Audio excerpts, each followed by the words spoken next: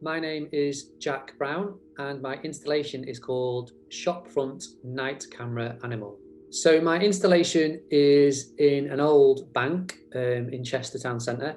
It's only on at night time, so it's nocturnal artwork, and it uses footage collected by volunteers for the Cheshire Wildlife Trust of local animals at night. I always quite like the idea of making something at night, and that was kind of just a little sentence written down, make something at night or something that happens at night time. And I proposed a few different bits, a few different things to the Wild Rumpus team, and they went for this piece, the video work. And the idea was to use footage of animals on night camera footage, so they've got the kind of like the glowing eyes, and it's black and white, and it's quite mysterious, and to place those in shop fronts around Chester. So that was kind of the initial idea, just a picture and a sentence.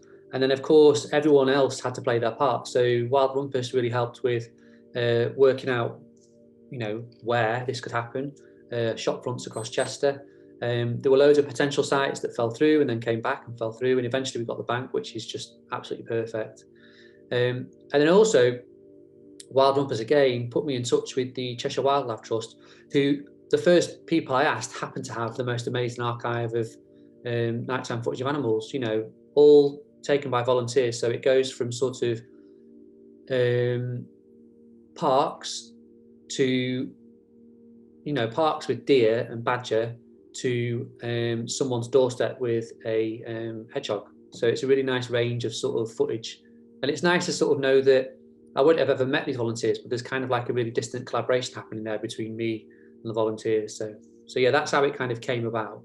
I was there for a couple of days, sort of setting it up, fiddling around with videos and working out timings and all the sort of mechanics behind the windows. And it was really nice to sort of overhear people talking about the work. There is now a QR code and some information, but there wasn't for a bit, which I quite liked actually. I quite like things being incidental and sort of like you come across it as a surprise. There was one guy from New Zealand who stood next to me for quite a long time, and he didn't know, what a badger was. You thought he was like, oh, is that like a platypus, or a beaver, or what's that? Oh, that's a mouse, So it's really interesting to think of like how kind of localized the project is actually, in a global sense. It's a very kind of like British set of animals that you come across, and some people, and I like this. Some people were asking, is it a live feed from somewhere?